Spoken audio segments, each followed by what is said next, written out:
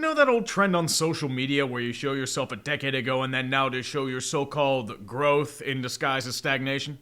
Welcome to the Sports Edition. It's been nearly 15 years since the referee lockout. A series of events that made the NFL look so tactless and corporate to onlookers that it cascaded into a ref ball shit pie with a dollop of Fail Mary atop. It legitimately felt like this was yesterday. Hell, everyone involved in the sport probably feels the same. Because after countless strides in technological advancements, for some reason the NFL still pushes back on the demands of an aspect that brings them mass vitriol. They've been talked about every week, but this is ridiculous that we're watching right now. I mean, we see something, it takes 5 seconds, it takes them 5 minutes. The total damage of implementing the changes the refs wanted in 2012 amounted to a fucking rounding error in Goodell's personal paycheck. This time around, the demands seem to be a bit more than monetary. When your wants in a negotiation aren't exactly wage-based, it introduces more nuance to the public opinion. The David versus Goliath analogy falls apart when you realize this fight might just be more about individual egos and bureaucratic slap fights. So yet again, the league threatens to draft replacement refs from lesser leagues and yet again makes the fans and players pay the price. Much has changed since the last refs' collective bargaining agreement. Virtual measurements, automatic booth reviews, studio flag overrules, and more haven't lessened the pressure of refs to make the correct call in critical situations, but rather added a safety net under the balancing act they perform on a week-to-week basis. Yeah, putting further emphasis on judgment calls corrected in real time by a totally nonpartisan eye in the sky from New York can certainly undermine one's confidence. It's honestly why they try not to correct on-field rulings unless it's really egregious. Even then, no guarantees. I wouldn't be surprised if the number of Viagra prescriptions skyrocketed across the zebra ranks last year. Due to the levels of nuance in their demands, the Referees Association is keeping their cards close to their chests this time around. Meanwhile, the NFL's going all in, showing a full house and slapping their dick on the table for good measure. This time around, they're running the show when it comes to demands. Or at least they were. Apparently, when attempting to negotiate, the NFL sent representatives that proceeded to slap their nuts across the zebra's face throughout the entire session. A stone wall would have budged more than the Shield allegedly did. Honestly, I'm impressed. They sent the equivalent of a pull-string toy. Our hands are tied. There's nothing we can offer. Key aspects of negotiation boil down to the NFL's interest in meddling with how ref selections work, the pay-based bonus system for refs, and the league's ability to kick those they deem underperforming out the door. As with any labor negotiation, there are a lot of wrinkles the public aren't aware of, so take this with a grain of salt. The Shield has a vested interest in the selection of refs for certain games, especially when the stakes are highest. No one wants their playoff game officiated by Angel Hernandez. Whoa. 2-1. And, oh my goodness. 2-2. You have got to be kidding me! But this also allows them to assign what they deem to be their best officiating teams to marquee matchups. Picking and choosing the best refs to assign in January makes sense. There's less football, not every ref's gonna have an assignment then to begin with.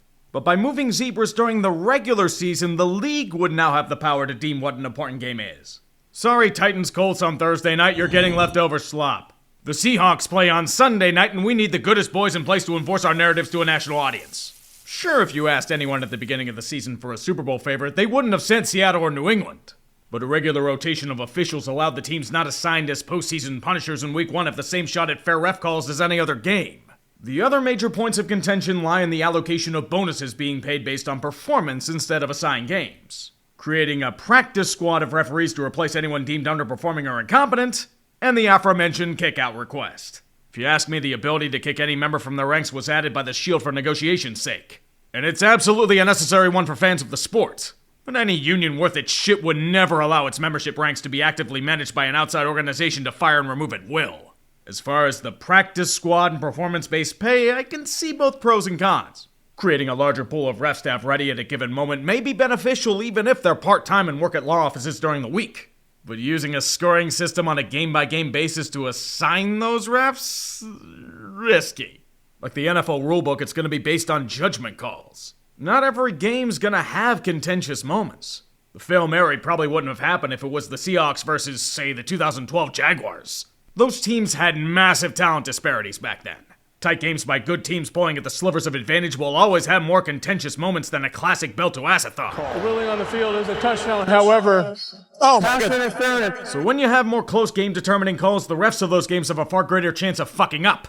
Meanwhile, Dick and Jack over in Cincinnati get to sit pretty while the Rams systematically resize all the Bungles' holes into a form of skyline chili. I get the want to immediately side with the humble part-time labor compared to the mega corporate behemoth.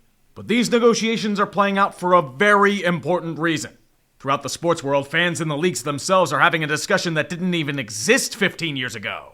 How perfect is too perfect? With the proliferation of machine learning, next-gen stats, increased camera angles, booth reviews, calls from New York, calls for sky judges, and virtual measurement, we're inching closer and closer to a mechanically perfect game in theory. What we need to decide as fans moving forward, and what the refs and leagues are attempting to sort out now, is how much organic humanity we want in our officiating. Is human error a natural part of the game, or is it something that needs to be nullified? The right call or human pride and ego? Two things that usually can't coexist. I'm genuinely curious to see how this unfolds in the next few months. If we end up getting replacement refs again, it's gonna be a shit show for the fucking ages. Again. It's a conundrum we may be seeing here first, but it's gonna hit the sports world as a whole very, very soon. Get the popcorn, kids.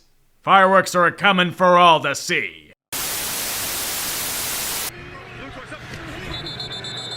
Big Ben takes a knee. And we are going to overtime in Baltimore. This is the end of the game.